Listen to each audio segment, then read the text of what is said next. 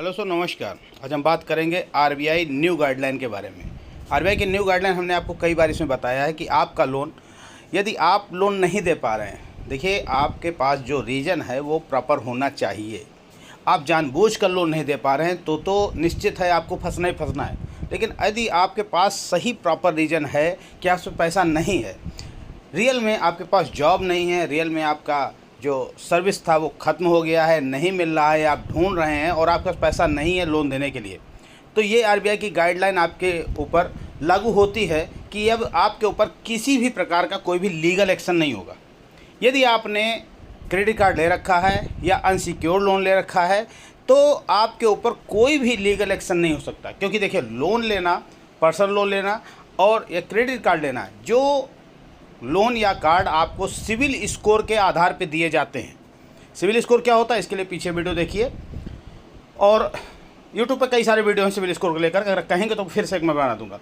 तो civil score के आधार पे यदि आपको कोई लोन या क्रेडिट कार्ड प्रोवाइड किया जाता है, बैंक देता है, तो उस पर आपके ऊपर लीगल एक्शन नहीं हो सकता।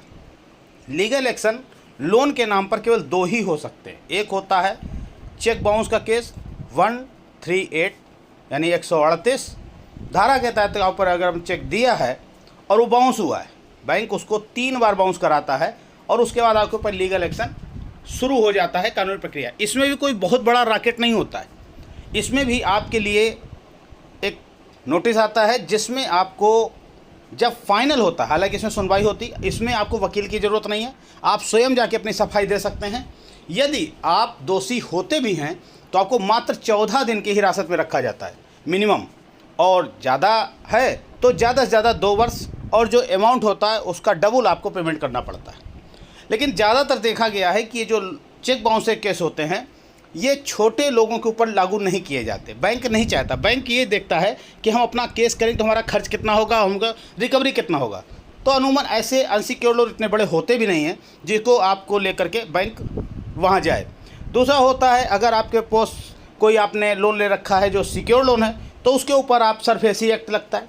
तो इन 2 नोटिस को आप इग्नोर नहीं करना है, और 6 महीने के अंदर आपका 100% लोन माफ़ कैसे होगा इसके बारे में हम आगे बात करते हैं। तो ये तो समझ में आ गया, आपको कोई भी लीगल एक्शन नहीं होगा, ये आरबीआई गाइडलाइन है।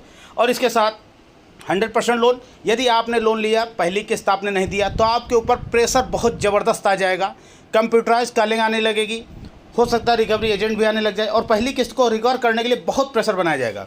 हो सकता है आप पहली किस्त न दे पाएँ, लेकिन उस प्रेशर को आप झेल जाएंगे तो सेकंड पे ये प्रेशर थोड़ा सा कम हो जाएगा और आपको लीगल एक्शन की धमकी देनी जाने लगेगी। 30,000 कोर्ट से फ़ोन आने लग जाएंगे, आपके नियरेस्ट पुलिस स्टेशन से फ़ोन आने लग जाएंगे, जबकि प्रशासन का इस लोन से कोई मतलब ही नहीं है। ये केवल फर्जी होते हैं, रिकवरी एजेंट होते हैं जो आपको डराते हैं कि आप पैसा ले दें। ठीक है। तीसरे नंबर पर जब तीसरी किस्त आपकी बाउंस होती है तो आपको धमकी आती, आपका जो लोन है वो खाता एनपीए कर दिया जाएगा, आगे भविष्य कभी लोन नहीं ले पाएंगे, आपका करियर समाप्त हो जाएगा, ज़मीन में आप कभी भी, आपके बच्चे भी लोन नहीं ले पाएंगे, ऐसा आपको बताया जाता है कि ऐसा होता नहीं है। इसके लिए पीछे वीडियो हमारे देखिए। अब इसके बाद में क्या होता है, आप लोन फिर भी नहीं दे पाते हैं, तब ये चला जाता है अरग, आपका खाता एनपीए हो जाता है, एक अलग एजेंसी को आपके इस लोन को ट्रांसफ़र कर दिया जाता है, वो रिकवरी शुरू करते हैं। उनका भी प्रोसेस कुछ ऐसा ही होता है, डराना, धमकाना, कुल मिला के 3 महीने ये भी ख़त्म हो जाता है। अब 6 महीने होने के बाद में आपने पैसा नहीं दिया, अब बैंक इसी बीच में आपको सेटलमेंट के लिए ऑफ़र भी वो जो एजेंट देते हैं, लेकिन आपको सेटलमेंट नहीं करना है यदि आप अपना लोन माफ़ कराना चाहते हैं। इसके बाद लोक अदालत का नोटिस आपके पास आ जाता है। ज़रूरी नहीं कि पहले लोक अदालत का नोटिस आए आप उसी में जाकर अपना सेटलमेंट कर लीजिए। आपको लगता है कि आप उतना दे सकते हैं तो हाँ करिए, नहीं लगता है तो बोलिए मेरे पास पैसा नहीं है। क्योंकि बैंक ये चाहता है, अगर आपका 10 लाख का लोन है तो बैंक ये चाहता है उसको 8 लाख या 9 लाख मिल जाए, ज़्यादा से ज़्यादा लेने का प्रयास करता है। दोबारा नोटिस आता है तो बैंक सोचता है 5 लाख मिल जाए, तीसरी बार जब नोटिस आता है बैंक सोचता है यार जो मिल जाए वो बहुत हो सकता है 1 लाख या 1.5 लाख या 2 लाख में भी सेटल हो सकता है। तो इसके लिए आपको इंतज़ार करना, थोड़ा वेट करना, धैर्य रखना, लेकिन इसके लिए आपको प्रेशर बहुत सहना पड़ेगा। तो प्रेशर बहुत सहने का एक ही रास्ता है, आप अपना एड्रेस चेंज कर सकते हैं, आप अपना एड्रेस चेंज कर सकते हैं। और लेकिन आपके पास, मैंने फिर बताया, जेन्युइन कारण होना चाहिए। आप किस्त क्यों, आप ज़बरदस्ती आप किस्त नहीं देना चाहते हैं तो फिर आप जानते ही हैं आपके साथ क्या होने वाला है।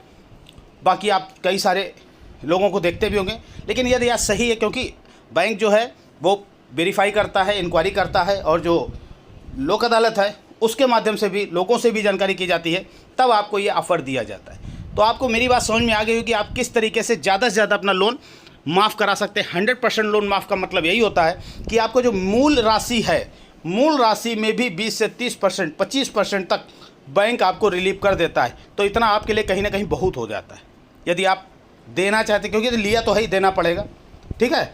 और एक ही बैंक से कभी भी आप पर्सनल लोन और हाउस लोन ना लें।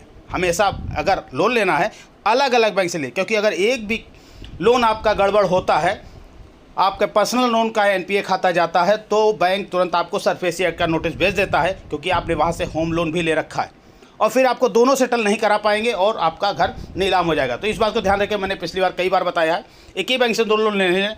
और क्रेडिट कार्ड फ़िलहाल हो सके तो ना ही ले, सबसे बड़ा जहर है ये क्रेडिट कार्ड। लेकिन फिर भी अगर ले लिया है तो जल्द से जल्द उसको समाप्त करके, उसका पेड करके उसको रिटर्न कर दीजिए। क्रेडिट कार्ड में 36 से 60% तक का इंटरेस्ट लगता है, जो कि आप देने में असक्षम हो जाते हैं। लेने में तो बड़ा अच्छा लगता है, खर्च करने में बड़ा अच्छा लगता है, जेब में कार्ड है, हम कुछ भी खरीद लेंगे, कुछ भी ले लेंगे, लेकिन जब आप उसको पेड नहीं कर पाते हैं तो आपकी आफत शुरू हो जाती है। वीडियो में इतना ही, फिर मिलते हैं किसी नए अपडेट के साथ। बने रहे हमारे साथ इस प्रकार की लीगल जानकारी जानने के लिए। जय हिंद, जय भारत।